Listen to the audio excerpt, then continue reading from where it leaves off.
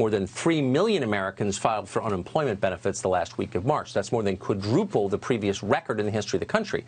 Yet in a matter of months, jobless figures like that, 3 million, could look small by comparison. Goldman Sachs estimates that later this year, America's unemployment rate could hit 15%. That would be the highest figure since the 1930s. That's almost 25 million people out of work. And Goldman's estimate is not even the highest one. Economists at the St. Louis branch of the Federal Reserve Bank are projecting an unemployment peak as high as 32%. That's 47 million people out of work. In case you're wondering, that is worse than the worst year of the Great Depression. Much worse, actually. At some point, coronavirus will be gone, but unfortunately, we could live with the crushing unemployment numbers for far longer. And that's a disaster for people, for individuals, for families. But it's also a threat to the stability of our country. Nothing makes a nation more volatile than huge numbers of people who don't have jobs. That's always true. So we need to do whatever we can to prevent that from happening. But here's the amazing thing. The federal government is doing its best tonight to make it much worse. Here's how. Today, April 1st, the Department of Homeland Security released 20,000 new H-2B visas for seasonal guest workers to come into America and take jobs in industries like landscaping, food processing, and resorts. Another 15,000 visas will become available next month in May. Now, these are bonus visas, by the way. By law, the United States only has to offer 66,000 H-2B visas a year. But Homeland Security Secretary Chad Wolf has used his discretionary powers to add 35,000 extra visas. So that's a total of 100,000 workers coming to this country to take jobs during the single biggest unemployment crisis in a century. It's demented. And yet it gets worse than that. Yesterday, DHS notified 85,000 new winners of the H-1B visa lottery.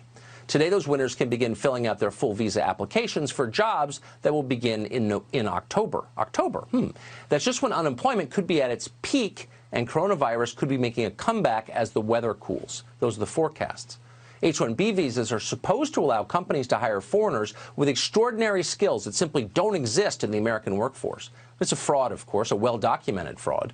In practice, the visas are used to import tens of thousands of tech workers from India so Silicon Valley can profit from a cheaper workforce. Nothing against the workers, but they're taking jobs that would go to Americans. The big winners in this scheme are companies like Apple, Google, and IBM, which take in hundreds of H-1B workers every year.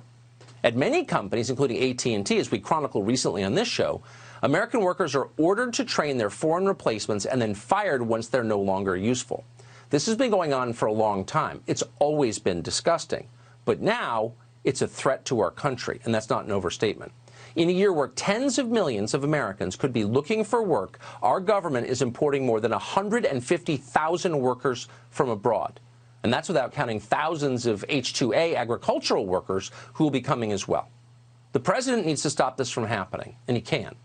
If President Obama was able to ignore existing immigration law and create DACA, and he did, then certainly the current president has the power to cut legal immigration in order to protect the nation. And in fact, American law gives him explicitly this right.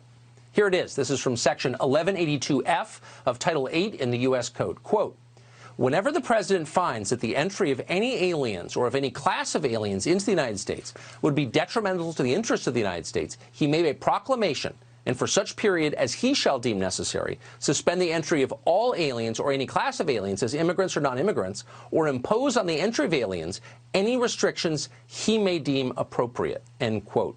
It's very clear. And the Supreme Court just affirmed this law 2 years ago in the case of the president's travel ban.